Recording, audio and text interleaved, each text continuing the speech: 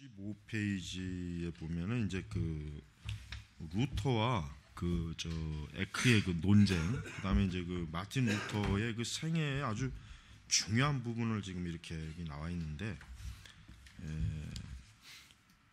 근데 이제 로마 천주교에서는 루터를 너무 깔봤어요.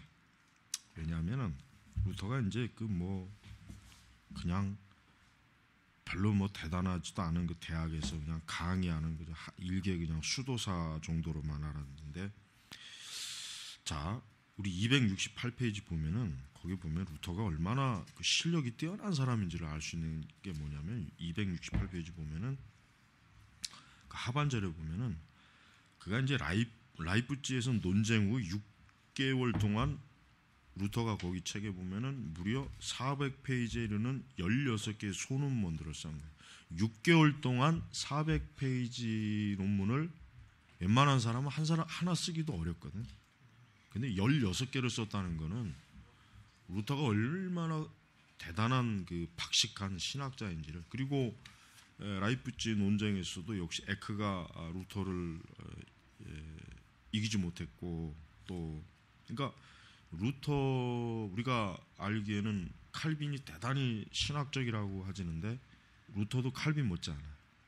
루터도 칼빈 못지않게 엄청나게 어때요? 신학이 굉장히 신학적 지식이 방대한 거예요. 그러니까 400페이지에 이르는 것을 16개의 소논문을 그것도 6개월 동안, 일반 사람들은 뭐 6년이 돼도 쓰기가 힘들어요. 웬만한 실력 가지고는. 그러니까 그만큼 루터가 축적된 거예요. 그러니까 그가 이제 홧김에 기분이 뭐 그냥 갑자기 그냥 뭐 그 비텐베르그에서 95계절을 건 게 아니에요. 그 전에 이미 루터는 엄청나게 많이 공부를 했어. 엄청나게 신학 공부를 하고 정말 준비를 해가면서 자기의 그 신학 노선을 분명하게 이미 정립을 해놓은 상태에서 그 결과물이 바로 95개조의 반박문이라는 거예요.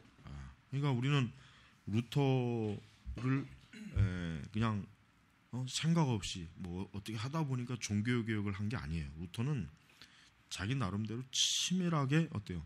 신학적인 이미 거의 다 형성이 된 상태에서 그가 종교가 뭐라 그럴까? 그러니까 그 당시에 그 로마 교회에 대한 그 문제점, 그거를 좀 더 아주 정확하게 이제 파악한 거예요. 그래서 이제 268페이지 상반절에 보면 라이프치히의 그 논쟁이 이제 이 시기가 이제 루터의 생애에 있어서 중요한 시기인데, 자 거기서 이제 라이프치히의 논쟁을 좀 평가하는 거예요. 로마 교회 가르침과 주장을 거절한 루터는 과거에는 볼 수 없었던 보다 확고한 자세를 가지게 되다. 그게 그의 고결성은 순교당한 후수를 확증하도록 했다. 그의 학문성은 기독교 인문주의 교훈들을 습득했다는 것을 명시했다. 마침내 그 주위로 젊은 인문주의자들이 결집되었고 그들은 루터 안에서 자신들과 같은 정신이 흐르고 있음을 간파했다. 사실 그 이상이다. 그들은 그의 용기를 인정했고 성원했으며 성경을 문법적 역사적으로 해석하고 본문 비평의 도구를 사용하는 그의 입장을 인정했다. 그 가운데서 그들에게 가장 인상적이었고 르네상스 인문주의 공간을 채울 수 있고 새로운 운동의 원동력을 제공했던 것은 그가 가진 하나님의 인식, 그리스도에게 계시되었고 신약 성경에 기록된 구원의 복음에 전적으로 헌신하는 그의 자세였다. 이게 그러니까 에라스무스가 가볍게 다룬 것을 루터는 어때요? 무겁게 다룬 거예요. 아주 생명을 걸고. 그러니까 에라스무스도 우리가 다뤄봤지만 에라스무스도 굉장히 나름대로 그 당시 중세 교회의 그 문제점, 그 교황제, 그다음에 로마 교회, 종교적 부패, 성직자들의 문제, 그 다양한 거에 대해서 굉장히 에라스무스도 루터 못지않게 잘 알긴 알았지만, 그러나 에라스무스는 구원의 문제에 있어서 그렇게 뭐 에라스무스는 고뇌하고 그러진 않았어요. 그러나 루터는 어때요? 에라스무스가 그냥 가볍게 지나간 이 구원의 문제, 복음의 문제에 있어서 루터는 굉장히 집요하게 집요하게 파들었다는 것을 우리가 알아야 돼요. 그래서 루터는 이제 계속해서 이제 이 책에도 나오지만은 루터가 이제 그 비텐베르그에서 그 이제 반박문을 제시한 이후에 굉장히 그의 그 반박문이 자기도 정말 예상하지 못한 그 상황 속에 유럽의 각 전역으로 퍼져나가면서 특히 인문주의자들의 호응을 많이 받았어요. 여기도 나오지만 인문주의자들의 루터의 그 생각, 그의 신학, 그가 주장하는 거에서 굉장히 호의적이었고 굉장히 열광적이었어요.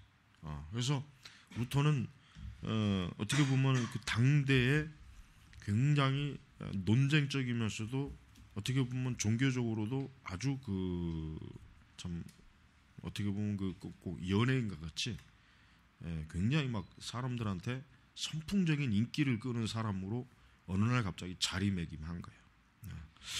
그래서 이제 이런 그 논쟁 가운데 이제 드디어 이제 레오 10세가 이제 그 269페이지 보면은 칙서를 하나 거기 내죠. 거기 뭡니까? 뭐예요? 오 주여 일어나소서, 그리고 당신의 목적을 이루소서. 사나운 멧돼지가 이걸 누굴 얘기하면 루터를 얘기해요. 루터. 멧돼지가 당신의 포도원을 침범했습니다. 그러니까 교황이 이제 본격적으로 루터를 정죄하는 칙서를 공식적으로 내는 거예요. 그러니까 이제는 거기서 이제 41개 제목이 만들어졌죠. 근데 이 제목도 지난번에 한 것처럼 뭐 반했죠. 뭐 처음에는 뭐 몇 시까지 했다가 뭐 줄고 늘리고 막 그런 과정에서 이제 결국은 41개 이제 제목으로 만들어졌는데 결국은 루터는 로마 교황에 의해서 결국 이단자다. 그래서 교황이 이제 다시 한번 기회를 주는 거죠.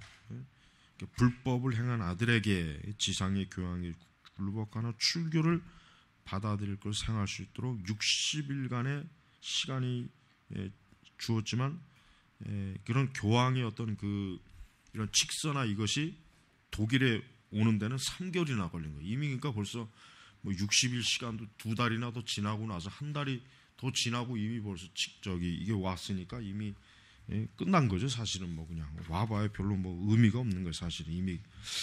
그러니까 이제 270페이지에 보면은 이제 교황의 칙서의 사본이 비텐베르크에 도착하니까 이제 루터와 그의 교수들이 학생들이 그걸 가지고 뭐 축제를 행했다. 이제 뭐 아주 이제 그렇게 했단 말이에요.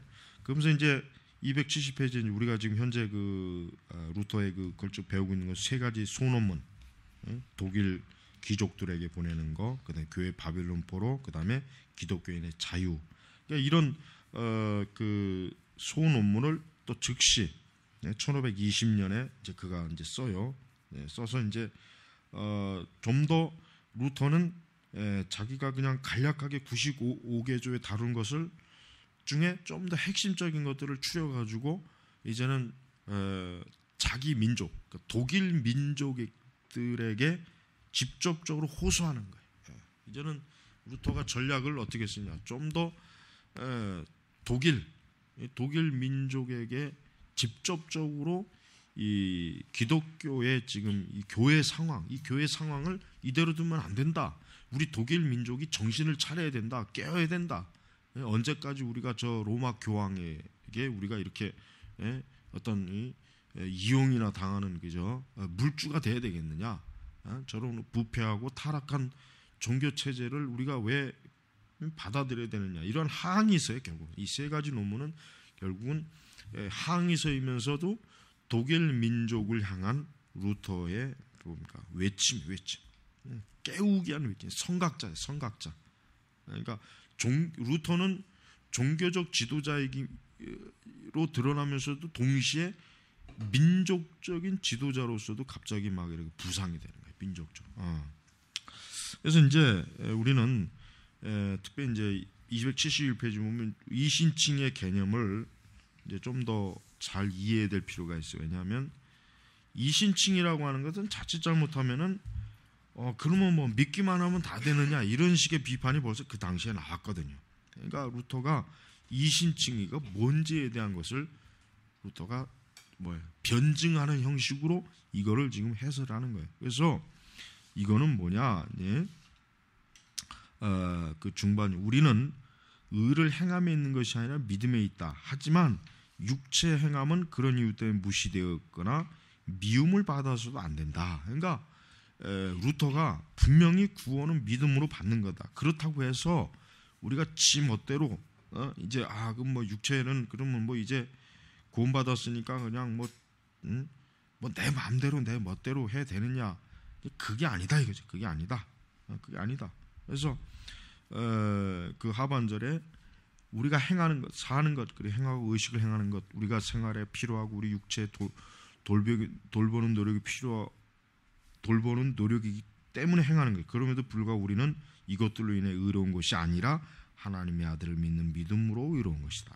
그러니까 루터는 근본적으로 하나님의 아들 예수님을 믿는 믿음에 거기에 의의 기초를 두고 그리고 나서도 뭡니까? 그리고 나서도 그렇다고 해서 우리는 우리 육체의 생활 활동을 무시하는 건 아니다. 우리가 거기에서 어떤 하나님의 의를 무시하는 것은 절대 아니다. 하는 것을 지금 변호하고 이제 변증하는 거예요. 그래서 272페이지 쪽에 보면은 이제 거기 이제 우리가 뭐 배웠던 것이니까 독일 국가 귀족들에게 보내는 공개 서신 이제 하고 그다음에 이제 교회 바벨론 포로 이제 그 이제 나오죠. 독일 뭐 귀족들에게 보내는 건 뭡니까? 결국은 로마 카톨릭이 왜 쓰잘데없이 세속적 권력을 저렇게 가지고 왜 교회가 왜 영적인 그런 권한을 가지고 영적 지도를 해야 되는데 왜 저들이 세속적 권력을 가지고 왜 우리를 괴롭히느냐? 왜 우리를 이렇게 자유를 왜 이렇게 제한하느냐? 이제 뭐 이런 항의를 이제 한 거란 말이에요. 그러면서 이제 그 뭐 직분에 있어서도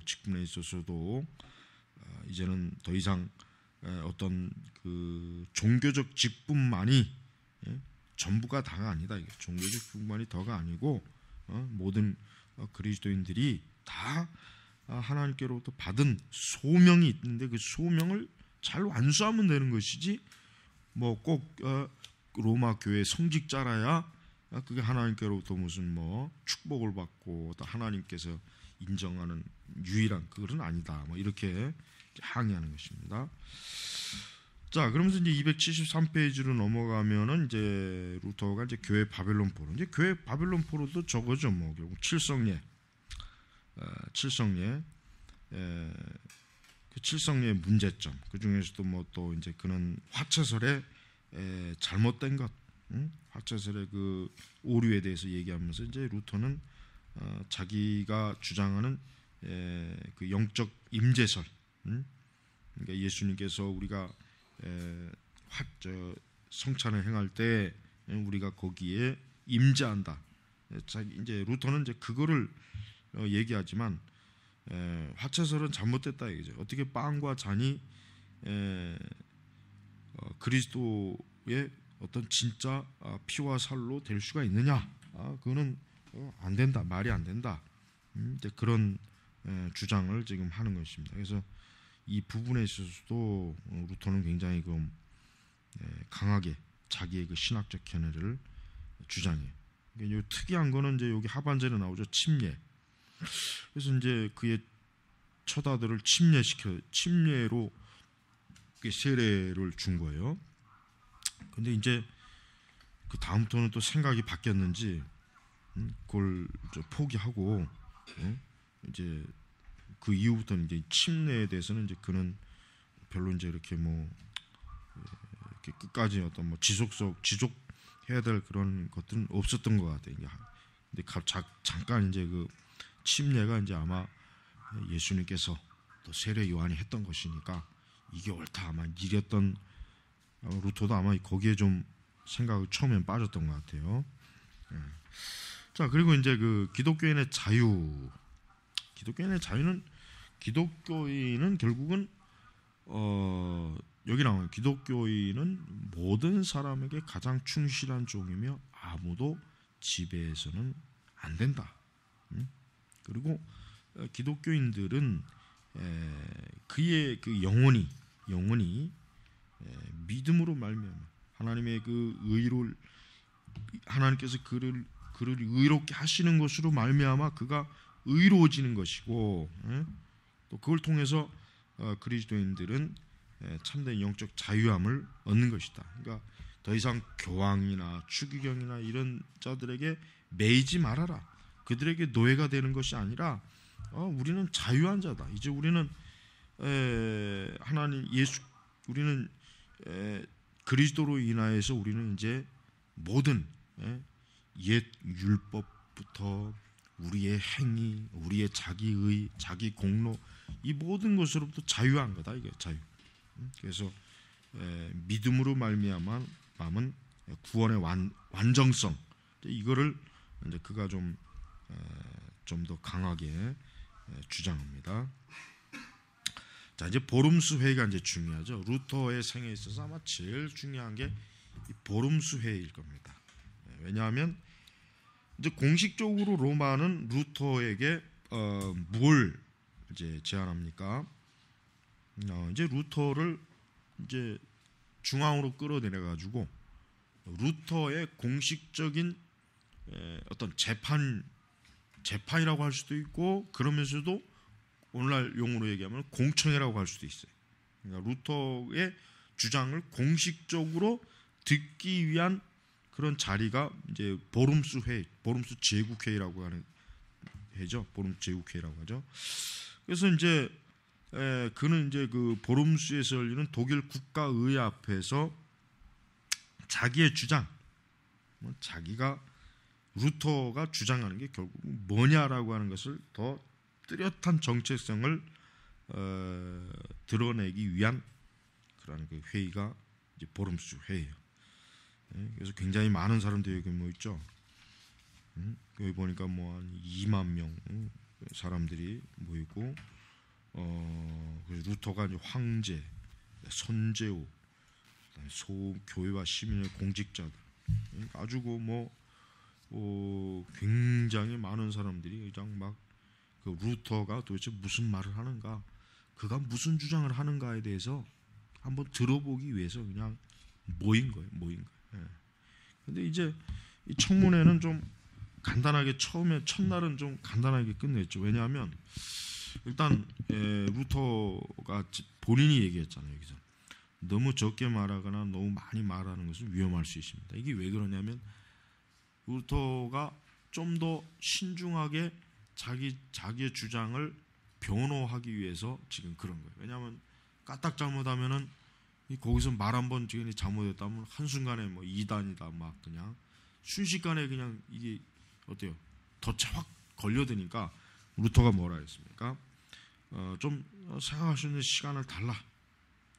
좀 자기 생각과 의견을 정리할 수 있는 시간을 달라고 하니까 황제가 다음 날까지 시간을 줬죠. 시간을 줘서 이제 그의 그 주장을 루터가 좀 가다듬어서 이제 논쟁할 수 있는 그런 준비를 좀 할 수가 있었어요.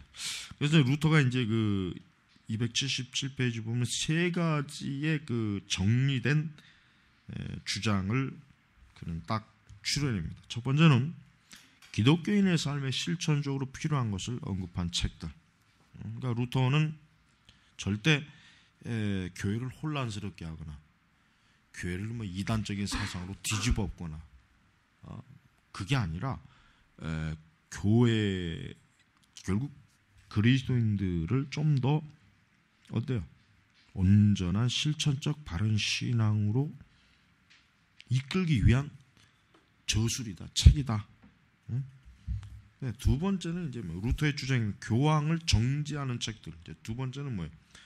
이제 여기서부터 이제 루터가 좀 더 어때요? 교황은 그 권위에 대한 이제 의심을 하는 거예요. 이제 권위를 이제 부정하는 거예요.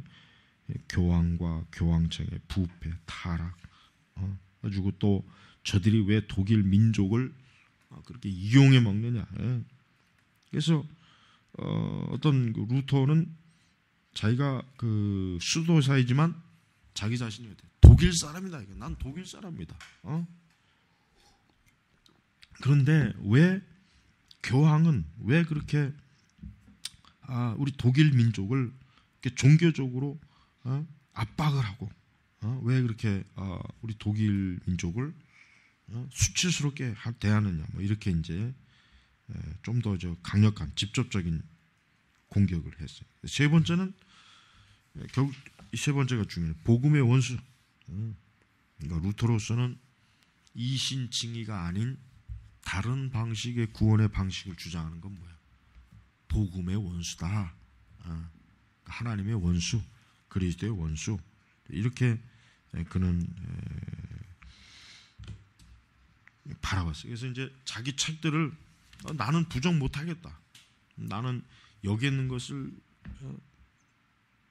양심에 의해서 자기는 이걸 주장할 수밖에 없다. 그게 이제 바로 278절 하반절, 거기 아주 유명하죠. 거기 보면은 결국은 뭐라 그럽니까? 거기서 고귀하신 폐와 영주들에게 간단히 대답하기로 원하시면 솔직하게 답변하겠습니다. 자, 성경의 증거로나 평범한 이성으로 확신되지 않으면 소자가 인용했던 성경 구절들로 저는 지배를 받을 것이며 저의 양심도 하나님의 말씀에 사로잡혀 있사옵니다. 자기의 양심, 이게 유명. 자기의 양심을 거르 쓰는 것이 안전하지도 않고 정직하지도 않기 때문에 소인은 철회할 수 없으며 하지도 않을 것입니다. 그 외에는 어떤 것도 할 수 있습니다. 여기에 제가 서 있습니다. 하나님께서 저희 변호자가 되시기를 바라나이다. 아멘. 그러니까 루터가 보름수에서 아주 유명한 했던 말. 자기는 성경과 양심에 위배된 그러한 것에 동의할 수 없다. 그러니까 자기가 주장했던 거기를 철회 못하겠다. 그리고 루터는 어때요? 자기 자신을 하나님에게 전적으로 의임해요. 하나님께서 자기를 변호하실 것이다. 그러니까 루터는 어때요? 확고해요. 루터는 자기가 분명히 진리를 알았고 깨달았다는 거예요. 이건 부인할 수 없다. 이거는 뭐 교황이라도 이거는 부정은 못한다는 거예요. 그러니까 루터가 이 보름수 제국회에 보면 황제와 로마의 고위 성직자들과 귀족들 그냥 주변에 그냥 수백 명이 쫙 깔려 있는 데서도 어때요? 루터는 자기의 주장을 조금도 어때요? 철회하지 않았어요. 웬만한 사람 같으면 그냥 이게 이제 갈릴레오 같은 경우는 어떻습니까? 자기의 주장을 철회했다. 갈릴레오는 철회했다고. 왜? 그게 뭐 죽고 사는데 태양이 뭐 지구를 돌던 지구가 태양을 돌던 그게 뭐 중요하냐? 그러니까 갈릴레오는 이런 생각을 했던 거예요. 물론 과학자의 양심으로는 좀 속이 상하겠지만, 그러나 루터는 그게 아니죠. 루터는 뭐예요? 이게 진리냐 아니냐의 문제거든요. 이게 과학이냐 아니냐 문제가 아니라고. 뭐 태양이 돌던 지구가 돌던 그게 뭐 인간의 영혼의 뭐 구원의 문제하고 전혀 상관은 없는 거잖아요. 그러니까 갈릴레오는 뭐예요? 거기에 목숨 걸 생각은 없는 거예요. 그러나 루터는 어때요? 이건 진리의 문제거든. 이거는 영혼의 문제이기 때문에 어때요? 이거는 루터로서는 내가 죽어야 한다면 죽는다. 그러나 나는 성경과 내 양심에 비추어서 나는 이걸 부정 못하겠다. 그리고 나는 나에 대해서 하나님에게 내 모든 변호를 맡기겠다. 이게 루터의 용감한 아주 보름수 제국회의에서 이렇게 발언이. 이 루터라고 하는 사람은 참 대단한 사람이에요. 루터는 진짜 과연 칼빈 같았으면 이랬을까? 칼빈은 내가 볼 때는 이렇게 담대하게 나오기는 힘들지 않을까 그런 생각이 들어요. 물론 이제 칼빈도 담대하고 단호하긴 한데, 그러나 루터는 정말 잘 준비된 사람이에요. 루터는 정말 하나님께서 내가 볼 때도 루터는 진짜 종교개혁을 일으킬 수 있을 만한 자질이 있는 사람이다. 그러한 성품과 그러한 담대함과 용기와 믿음을 가지고 있는 사람이다라는 것이 아주 뚜렷하게 드러납니다. 결국 어떻게 됩니까? 결국은 저 뭐 279페이지 나올 때 이단자, 결국 이단자로 판명이 돼요. 그리고 이제 황제가 드디어 이제 결론을 내리죠. 무법자. 결국 이단자예요. 무법자, 이단자. 그러니까 루터에 대해서 결국은 루터를 그냥 어때요? 그냥 아무렇지도 않게 이게 처리하기는 너무 문제가 이제 커진 거예요.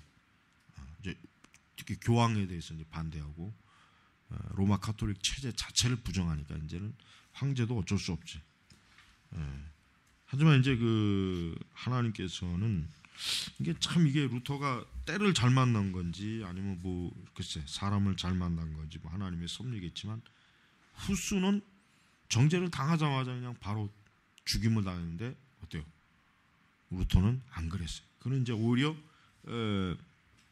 어떤 사람들로부터 어때요?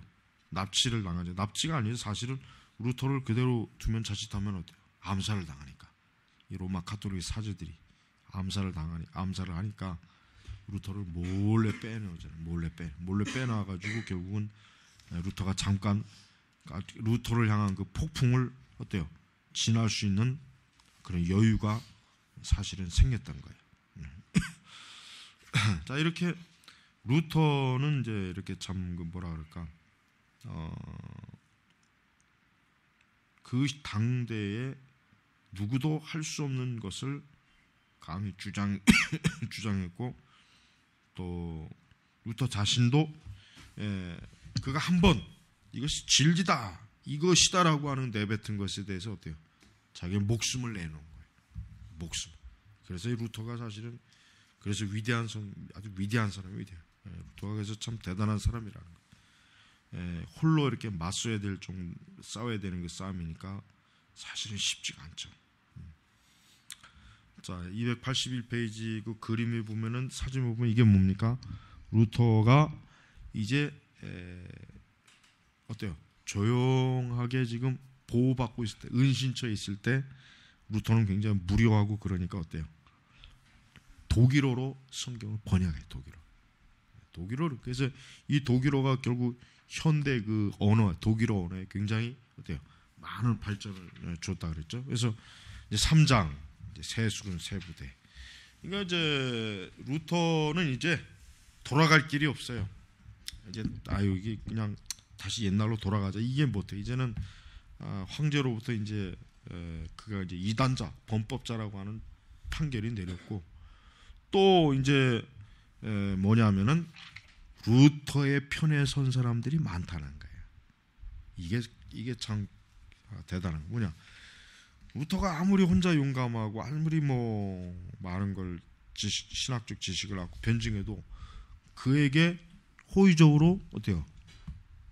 동조하는 사람이 없다면 어떻게 되겠어요? 그러면 뭐 사실 뭐 끝나는 거죠. 안 되죠, 도저히.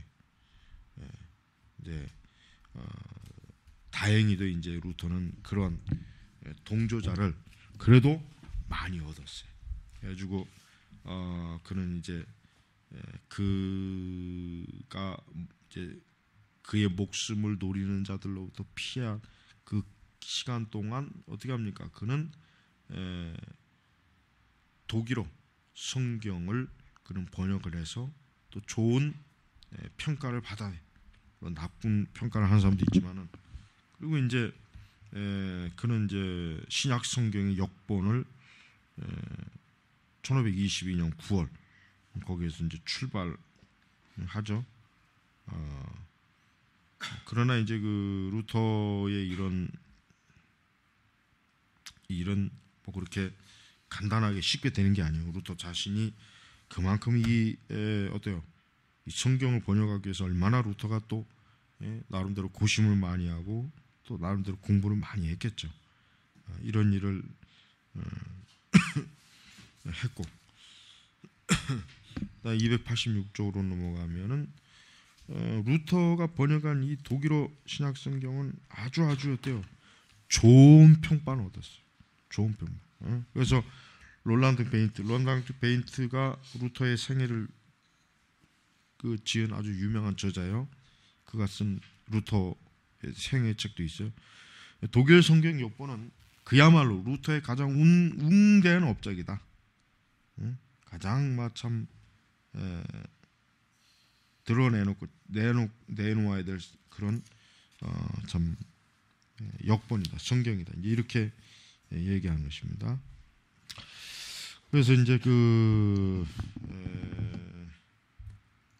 289페이지 보면은 엄청나게 첫 판이 무려 3-4천 권. 그게 3개월 이내에 다 팔렸다 그랬죠. 그만큼 그 시대에 어때요?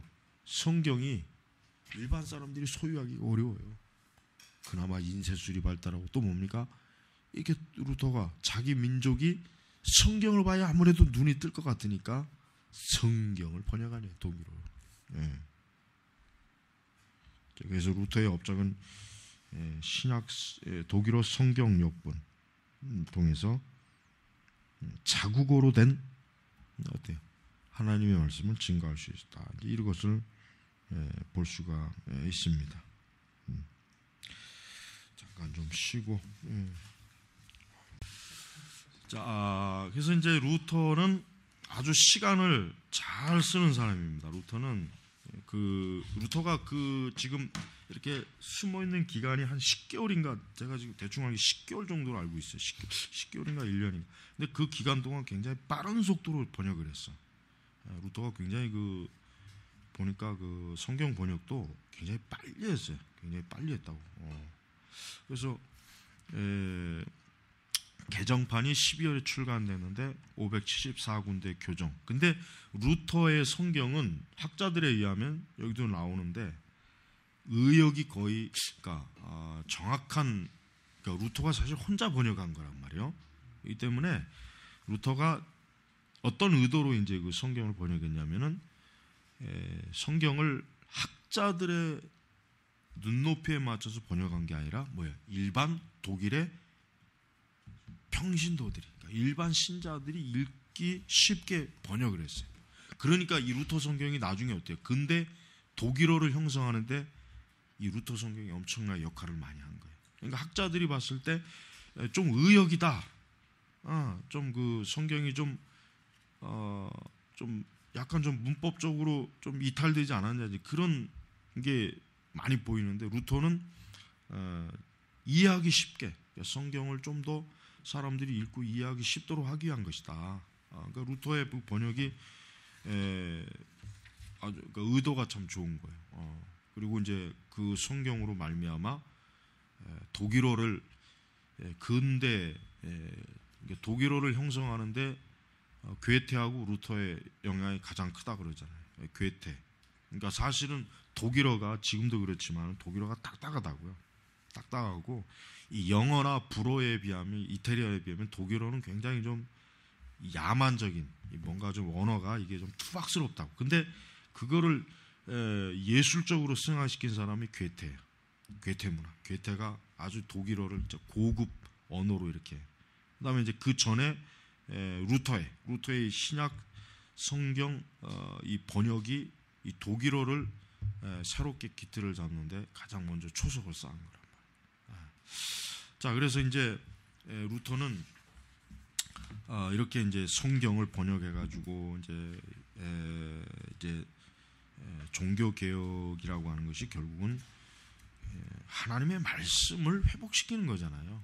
그러니까 루터로서는 이 성경을 자국어로 라틴어니 뭐니 이런 거 말고 독일어로 독일 사람이 읽게 성경을 번역해서 그래야 이게 진리를 빠르게 증거하는 것이지 않겠는가, 이제 이런 생각을 가져서 그는 아주 참 귀한 일을 했어요.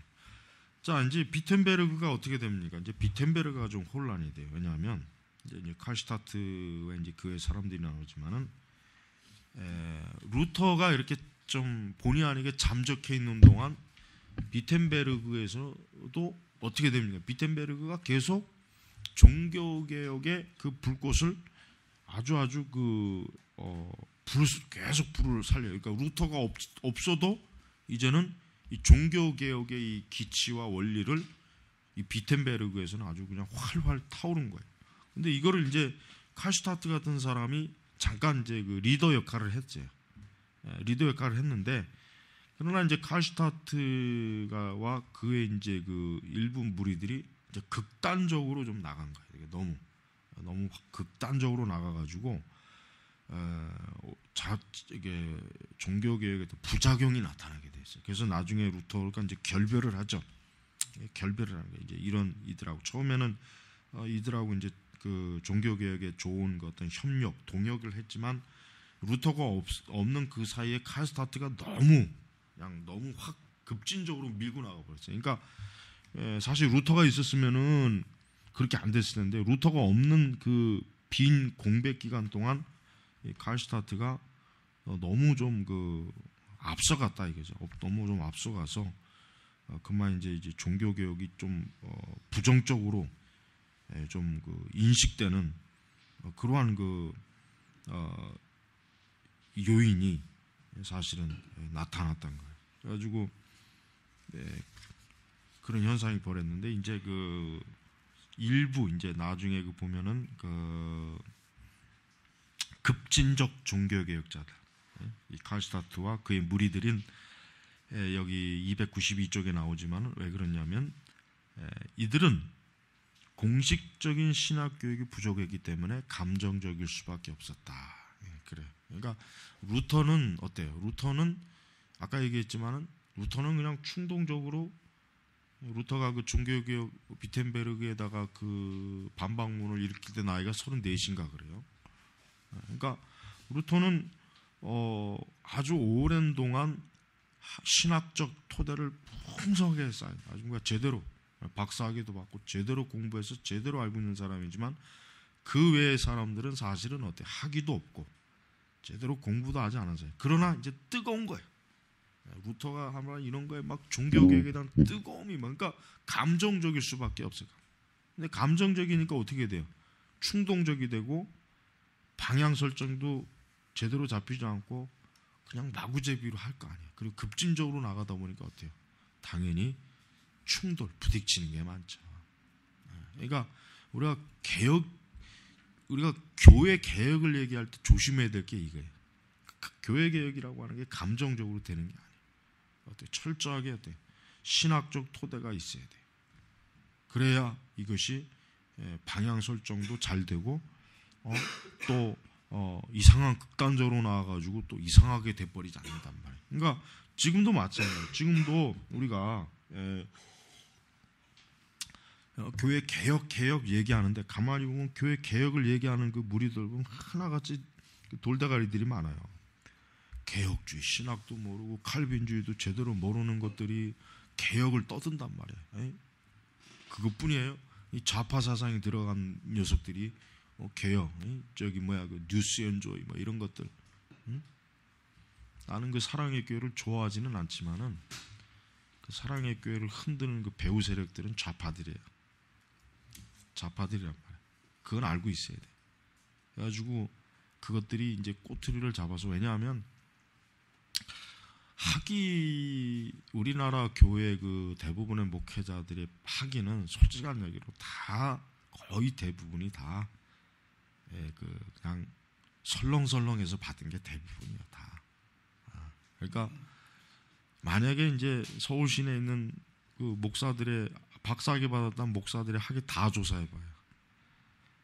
거의 99%가 다 짝짓기, 베끼고 또 대리로 안 그럴 것 같아요?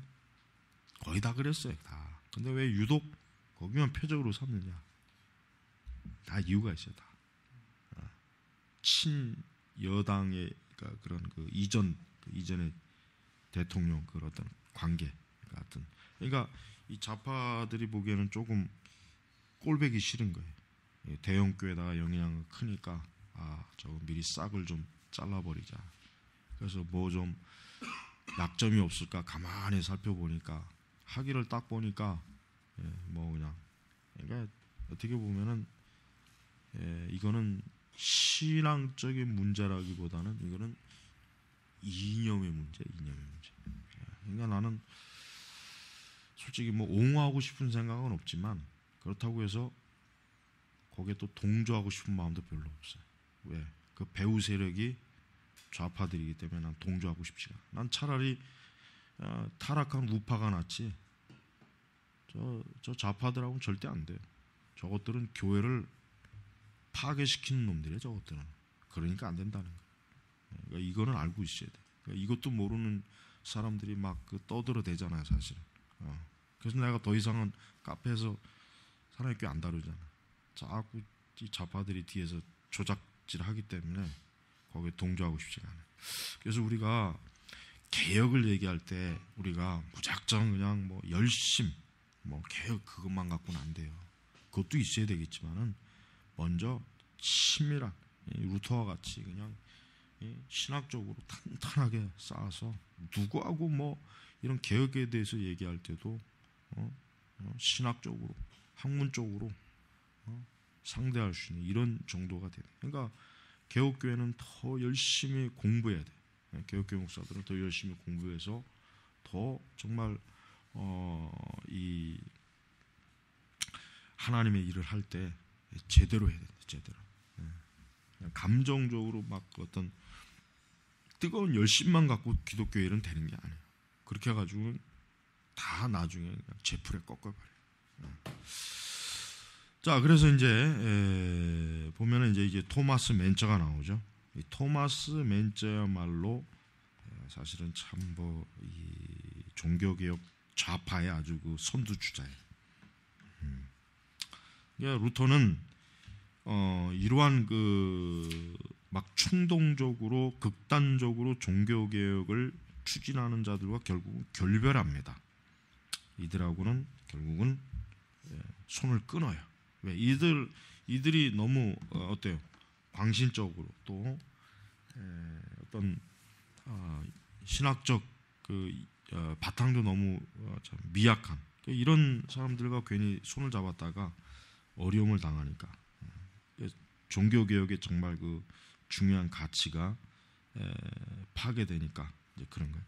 자, 토마스 맨처는 뭐 우리가 뭐 대충 보면 알겠지만은 토마스 맨처는 루터의 추종자였죠.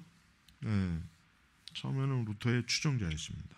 그러다가 이제 루터의 그는 이제 좀 더 그 시대에서 좀 더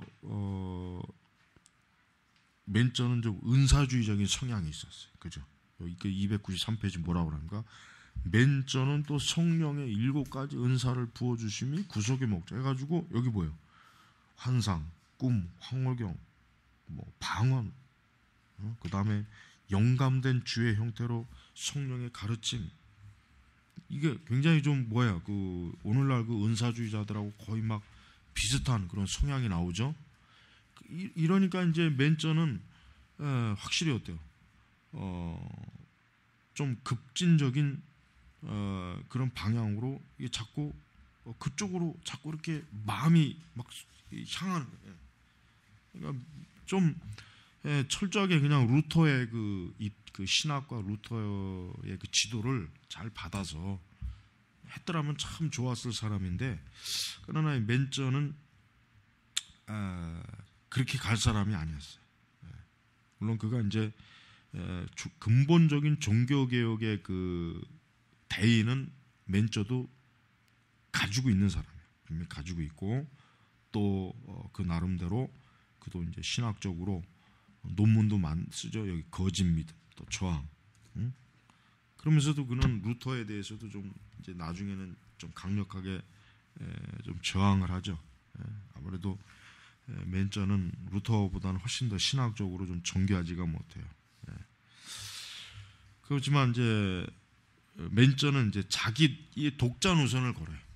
자기 독자 노선, 독자. 결국은 나중에 이제 농민혁명으로 이제 결국은 끝나버리지만, 그러나 어쨌든 거기까지 맨처는 독자 노선을 걸으면서 자기만의 종교개혁을 하기 위한 그런 시도를 이제 루터와의 결별 이후에 더 아주 본격적으로 그는 이제 하게 됩니다.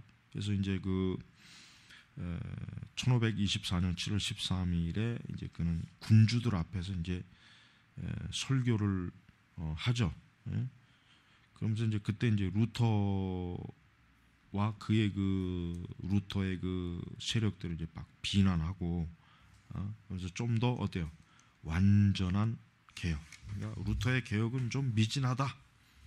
루터는 개혁을 하기에는 좀 겁쟁이다, 좀 부적절하다.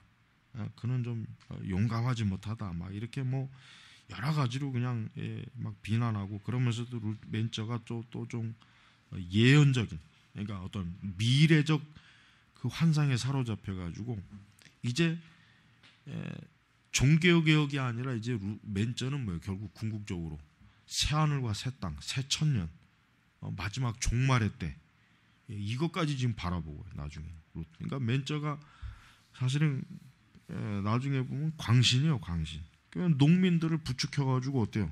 이제 우리가 세상을 바꾸자. 이제는 우리가 이 새 하늘과 새 땅, 천년왕국으로 우리가 이제는 막 우리가 스스로 한번 변화시켜 보자. 막 이렇게 이제 그는 어때요? 그는 뭐 그런 그 주장으로 농민들을 특히 농민들을 막 부추겨 가지고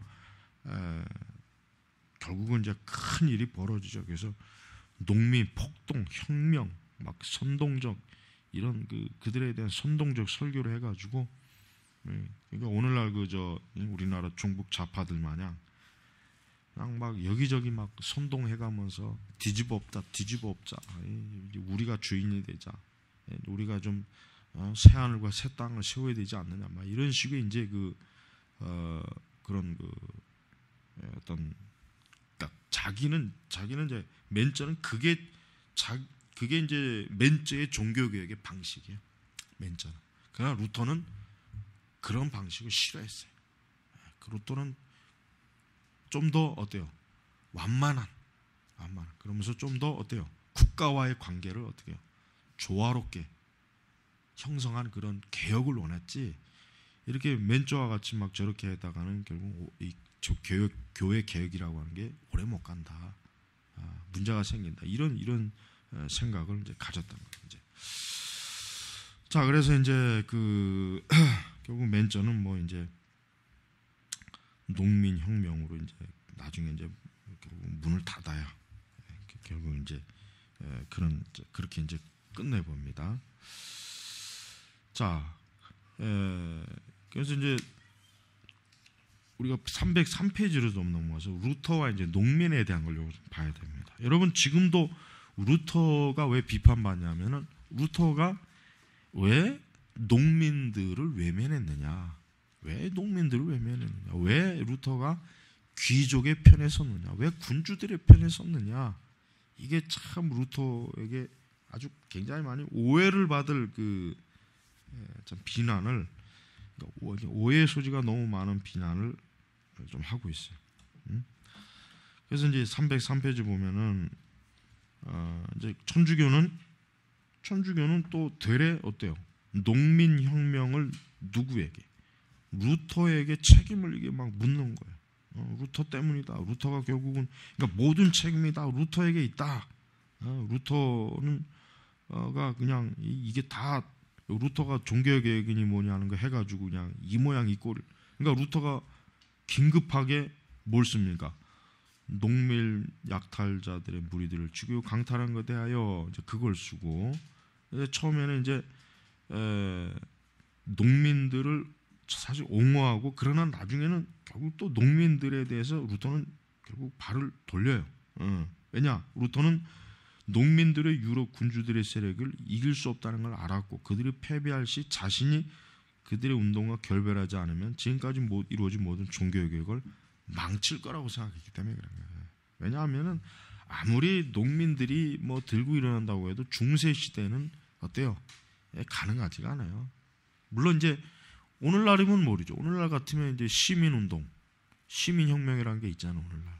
그래서 우리 뭐 작년인가 아랍의 제스민 혁명 같은 거 있잖아요. 그러니까 지금 현대 사회는요, 이 시민들이 일어나면 자칫하면 어때요? 정부가 붕괴돼요. 그러니까 우리나라도 지금 뭐예요? 이 좌파들이 자꾸 누구를 충동질합니까? 시민들을 충동질하는 거 아니에요, 시민들. 그래서 자꾸 시민들에게 이 좌파적인 생각, 이 반정부적인 생각을 자꾸 심어줘 갖고 광우병 사태 뭐 그때가 아마 내가 볼 땐 절정인 것 같아요. 그때가. 이 선동, 미국산 쇠고기 먹어 뭐 광우병 걸린다 뭐 그때 얼마나 많이 선동질했습니까? 방송에서 연예인 놈들 나와가지고 또 선동질하고 지풀도 모르는 것들이 죄나다나 막 무슨 그냥 광우병 전문가가 다 된 그런 인간들처럼 언제부터 그렇게 광우병을 알았다고 저마다 다 한마디씩 해야 돼요. 다. 그러니까 그런 선동이 지금은 된다니까요. 그런데 중세시대는 안 돼요. 왜?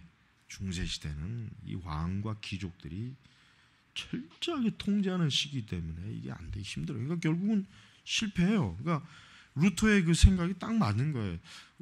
농민들이 결코 왕들과 귀족, 군주들을 이길 수 없다. 잘못하다가는 정말 이 종교개혁의 정말 순수함이 어때요? 무너져 버린단 말이에요. 무너져. 그러니까 루터로서는 어떻게 합니까? 농민들 편에 설 수가 없어요. 루터가 농민들을 미워한 게 아니에요. 미워한 게 아니에요. 루터가 농민들의 사정을 모르는 게 아니란 말이에요. 그러나 너무 지나치게 농민들이 어때요? 너무 지나치게 잘못된 그 방식을, 그러니까 칼과 몽둥이로 그런 그 어떤 방식으로 이렇게 막 어떤 항거하는 이런 거는, 그러니까 토마스 맨처의 그 충동과 선동에 의해서 하는 것은 그거는 루터로서는 도저히 받아들이기 어려운 그런 그 개혁의 방식이었어요. 그래서 이제 일단은 농민들이 또 이제 그 당시 그 이렇게 들고 일어났던 요인이 뭐예요? 그 중세 시대에는 장원 제도라고 해가지고 중세 시대는 어때요? 중세 시대는 그러니까 중세 시대 기사와 왕 그다음에 영주 군주들은 어때요? 이들은 그냥 놀고 먹는 것들이에요. 놀고 먹는 것들. 전쟁이 나면 이제 전쟁을 하는 거고. 그럼 모든 생산 활동을 누가 합니까? 농민이 하는 거예요. 농민들이 땅을 불화받아 가지고 거기서 농사를 지으면서 소장료를 받고 소장료를 내고. 그러니까 사실 농민들의 삶이 굉장히 어때요? 굉장히 좀 그 약탈을, 그러니까 굉장히 좀 그 귀족이나 군주, 영주들에게 많은 수탈을 당하는 거예요. 그러니까 농민들이 굉장히 그 불만이 많죠. 불만도 많고 뭔가 이게 뒤집어 엎고 싶은 충동이 있는데 그럴 기회가 없었던 거예요. 그러다가 누가 오나, 그러다가 맨처가 막 충동질하죠. 이제 또 종교개혁이라고 하는 바람이 부니까 사회가 어때요? 종교적으로, 정치적으로, 경제적으로 막 사회가 흔들리지. 그러니까 어때요? 그러니까 이 기회에 이제 한번 세상을 뒤엎어보자. 그런 생각. 그러다 이제 또 제세례 파도 또 거기에 대해서 막 그러니까 제세례파들이 루터와 칼빈을 비판하는 가장 그 핵심적 요소는 뭐냐? 국가주의. 그러니까 철저하게 독립된 교회와 국가의 관계를 완전히 단절된 개혁을 제세례파들이 가장 선호한 거예요. 그러나 루터나 칼빈은 어때요? 국가와의 관계를 끊지를 않아요. 왜냐? 그들의 생각 속에는 뭐가 있냐면 국가라고 하는 것도 결국은 하나님의 통치가 있고 하나님의 통치를 받아야 되고, 국가도 뭐예요? 하나님께서 일반 은총에 의해서 어때요? 이 세상을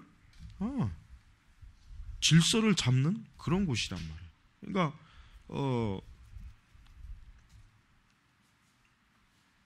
특히 루터 같은 경우는 뭐 루터주의라고 해가지고 루터교 자체가 뭐였대요? 국교화하는 종교가 돼버리죠 나중에는.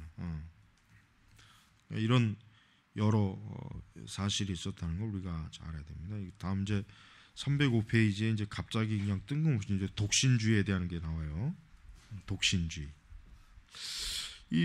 여러분 그 루터가 가장 로마 천주교에서 비난받은 게 뭐예요? 루터가 결혼하기 위해서 종교교육했다 이런 결혼하기 위해서. 이게 웃은 것 같지만 그 당시 심각한 거 이게 오늘날에는 우리가 볼 때 무슨, 그러나 그 당시에는 심각해. 그러니까 가톨릭에서 이 루터를 어떻게 음해했냐. 루터가 결혼하고 싶으니까 이 괜히 종교개혁이라고 하는 빌미로 이제 뭐 결혼했, 이거 종교개혁 이렇게 했다. 진짜 이렇게 막 주장해요. 근데 루터는 사실 결혼을 안 하려고 그랬어요. 그렇죠? 그래서 수녀들을, 그 수도원에서 나온 수녀들을 다 자기가 짝을 맺어요.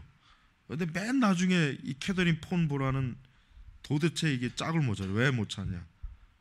너무 못생겨가지고 뭐 누구도 이게, 그래가지고 루터가 이제 할 수 없이 이제 루터가 이제 결혼했다 뭐 이렇게 이제 진짜 그런 얘기가 그 책에 나와요.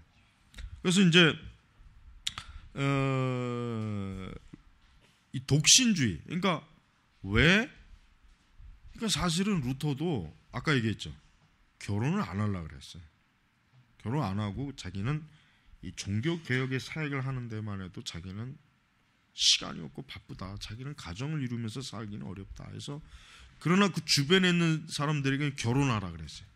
그 주변에 있는 사제들, 이제 종교 개혁으로 돌아온 사제들이나 이런 사람들에게 빨리 결혼해라.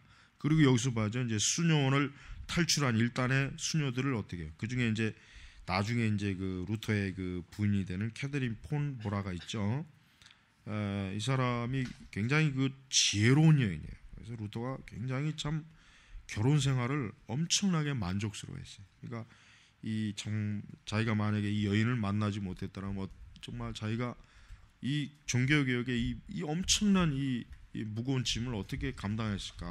그러니까 루터는 엄청나게 이 폰보라와의 결혼을 진짜 하나님의 축복, 하나님의 섭리로 알았단 말이에요. 그래가지고 이제 그는 결혼했죠. 그러면서도 이제 그가 이제 그 결혼한 것 때문에 이제 문제가 이제 왜? 이 독신주의, 그러니까 종교 개혁자들이 사실은 종교 개혁의 그 주장 중에 뭡니까? 사제들의 방탕함에 대한 것을 많이 주장해요. 왜? 사제들이 결혼을 하지 않으니까 어때요? 정상적인 결혼은 할 수 없고, 그렇다고 해서 또 이것들이 제대로 금욕생활 하는 것도 아니고, 그러니까 어때요? 교황부터 시작해가지고 전부 사생아 낳고, 그러니까 암암리에 다 첩을 두고, 이런 참 좋지 못한 그 일들이 그 당시에 너무 보편화되어 있는 거예요. 그러니까 종교개혁자들이 뭘 얘기합니까? 왜 사제들의 결혼을 막느냐 이거예요. 사제들 결혼시켜야지. 성경에 어디 사제 독신이 어디 있느냐? 칼빈도 그렇지만 특히 루터도 이 부분을 굉장히 아주 신학적으로 어때요? 비판을 많이 했다고. 그리고 또 그건 맞는 얘기고. 그런데 이제 가톨릭에서는 그거를 아주 교활하게 이용하는 거죠. 저 종교개혁자들이 루터가 저게 수도사 하기 싫으니까 저게 결혼하고 싶어서 이제 뭐 종교개혁을 막 해가지고 뭐 결국은 수녀하고 결혼했다 뭐 이런 식으로 아주 악의적인 그런 그 생각을 해요. 근데 여기 나오잖아요. 루터는 305페이지 중반에 뭐라고 나와요? 루터는 세속적이든 종교적이든 성직자들의 결혼을 반대하지 않았지만 자신은 어때요? 금욕적 생활을 하기에 힘썼다 그랬어요. 금욕적. 그러니까 찌빙글리 같은 경우는 사생활을 낳았잖아요. 찌빙글리는.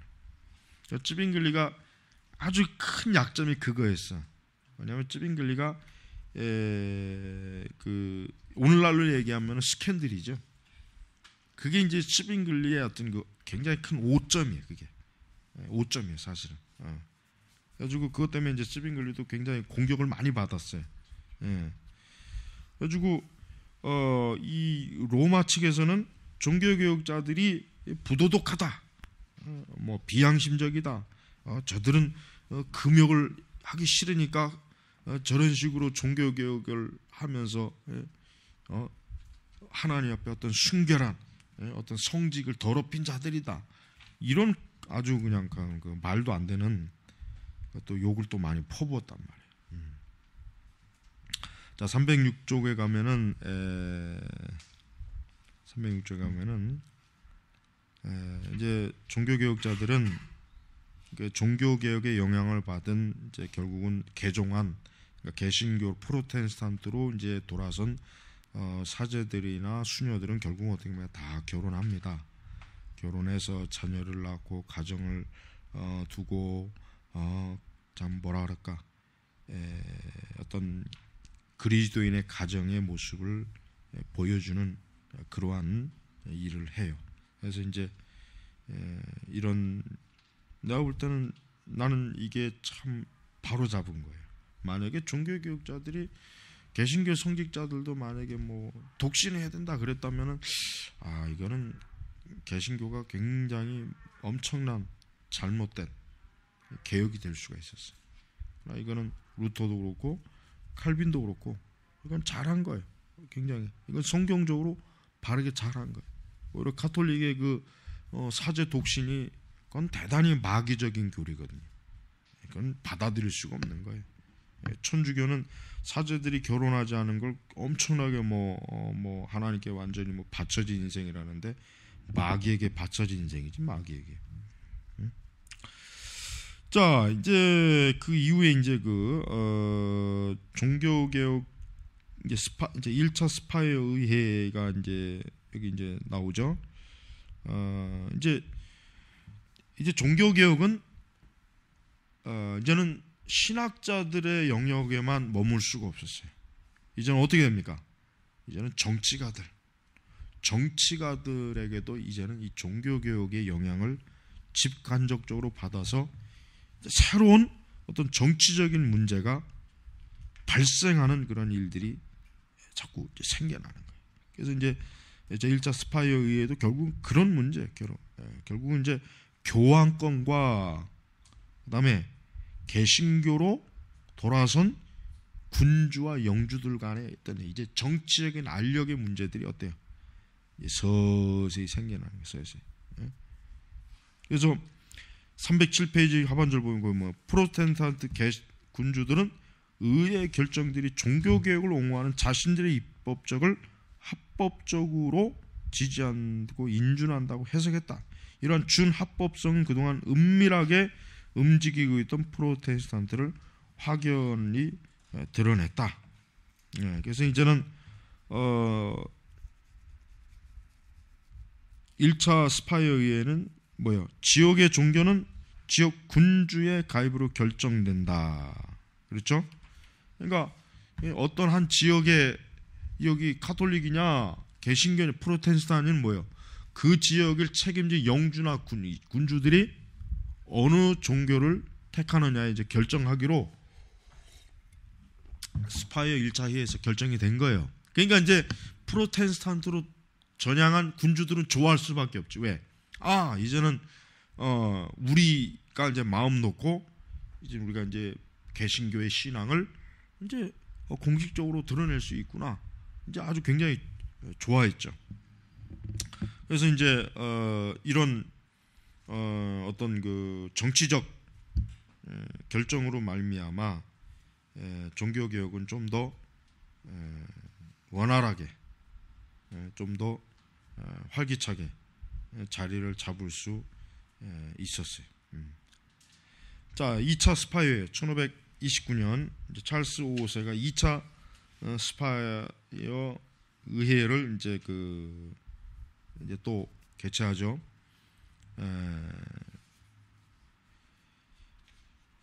이 2차 의회는 또 어떤 문제가 생깁니까? 2차 의회는 1차 스파이어 의회 인준을 무효화시켰다고 이제 뭐 주장하는 그러한 그 어떤 또 주장들 때문에 어떤 또 이제 카톨릭과 루터란 지역이 서로 간에 어때?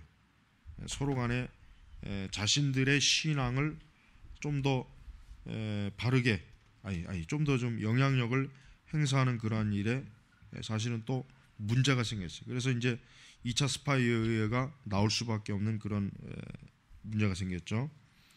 그래서 저 308페이지 거기 보면은 거기 보면 이런 말이 나와요. 참석자 대부분의 사람들은 황제 지시에 따라 이행했다. 보롬스에 의해 강행에 따라 시행되었던 지역들은 그대로 준행해야 하며 그 규정을 따르는 지역들도 준행해야만 한다고 그 의회는 주장했다. 천주교는 가톨릭인들은 루터란 지역에 관심을 받았으나 루터란들은 가톨릭 지역에서 동일한 대접을 받지 못한다. 또 의회는 찌빙글랴 제세례파들의 관용을 베푸지 말아야 한다고 했다. 특히 제세례파들은 사형에 처하도록 했다. 의회는 재침례를 시행했던 자들에게 사형을 시행한다는 근거로서 도나티스트에게 시행했던 저스티니안 법정을 인용하여 더 나아가 의회는 교회 지체에 고유한 권유와 수입원이 침범받지 말아야 한다고 선포해. 이와 같은 선포력은 신흥 지역 교회들에게 치명적인 결과를 안겨주었다. 또한 수적으로 분리했던 루터란들은 이러한 결정에 저항할 만한 힘을 가지고 있지 못했다. 그러니까 지금 특히 이제 루터란들은 이제 어떤 그 자기들의 신앙을 고수하고 지키는 데 있어서 여전히 아직은 수세적으로 몰려 있는 그러한 상황이란 말이에요. 그리고 카톨릭 지역에 있는 루터란들이 신앙의 핍박이나 이런 걸 또 받고 있기 때문에 거기에 대해서 또 역시 마찬가지로 여러 가지 어려움을 지금 가지고 있었어요. 자, 우리 310페이지로 넘어갑니다. 자, 아우구스부르크 고백서. 자, 이 아우구스부르스 고백서 이제 이제 여기서 이제 뭐 루터란, 그다음에 루터와 이제 찌빙글리 이제 이런 어떤 그 프로테스탄트 지역들 이제 종교개혁 세력권 안에 있는 그 세력들의 갈등도 또 이제 좀 문제죠. 특히 이제 루터와 찌빙글리는 굉장히 서로에 대해서 굉장히 어때요?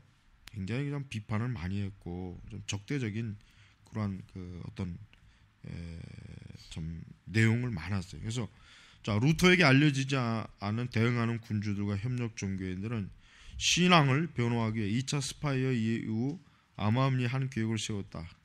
헤세 필립은 프로테스탄트 지역들과 제국의 자유들 도시들 간의 정치적이고 군사적인 연맹의 필요성을 절실히 느꼈다. 루터는 이에 반대했다. 그는 신앙을 변호하기 위해 무력을 사는 것에 대해 맹렬하게 공격했고 찌빙글리안들의 교리적 입장도 반대했다. 그보다 합법적인 연맹이 결성되지 못했다. 하지만 필립은 이에 굴복하지 않았다. 그의 생각에는 복음적 취지가 어느 쪽으로 기울일지 모르는 위기적 상황이라고 느낀 것이다. 그러니까 이제 종교개혁 세력들이 분열을 하죠. 분열을 한다. 분열. 왜냐하면 카톨릭은 여전히 카톨릭 내에서는 분열이 없어요. 우리가 종교개혁 역사로 보면 알겠지만은 카톨릭 세력에서는 어때요?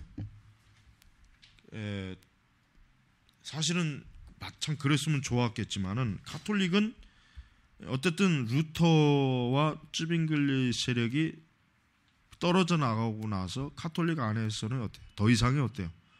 분열이 없었어요.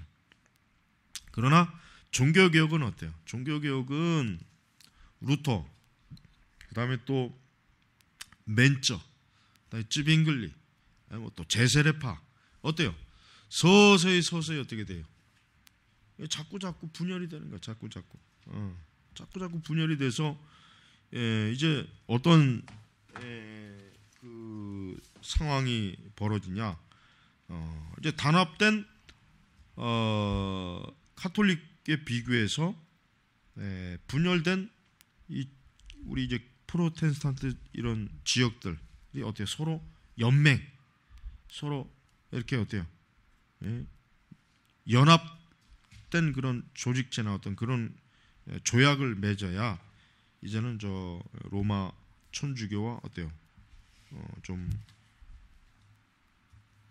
그들과의 그 싸움에서 이제는 좀 방어할 수 있는데 이제 그렇게 하지 이제 못한 거예요. 특히 이제 자, 말부르고 다마에서 이제 루터란과 쯔빌기란 견해가 신학적 차이점이 참 심각하죠.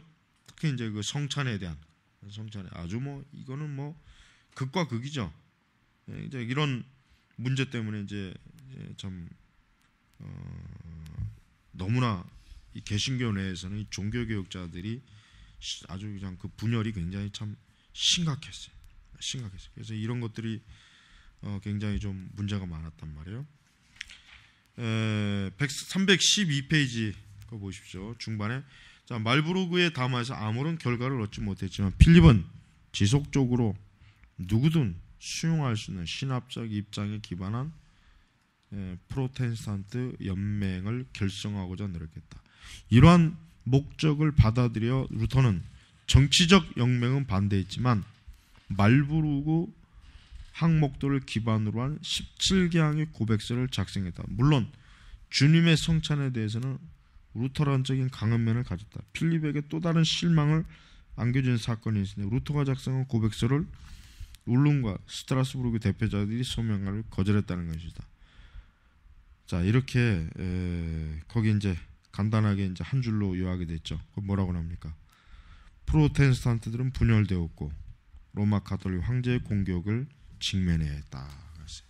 이게 이제 우리 개신교 종교개혁의 역사에서 굉장히 참 안타까운 거예요. 왜냐하면 그리고 이게 뭐 사실 어쩔 수가 없는 거예요. 왜냐하면 이제는 뭐 더 이상 로마 같은 경우는 이제 교황에 의해서 하나의 단일된 성경 해석과 신학만을 추종하기 때문에 저들 내에서는 뭐 일단 신학적 내부 분열이라고 하는 이런 게 있을 수 없죠. 그러나 이제 프로테스탄트는 어때요?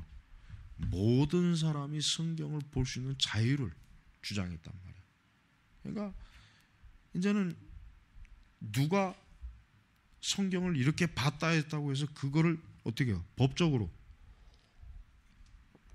손을 댈 수가 없어요. 가톨릭 같으면은 파문을 시켜버리든지 뭐 잡아다 화형을 시키든지 뭐 둘 중에 한 가지를 할 수 있지만 개신교는 어때요? 그게 안 되는 거예요.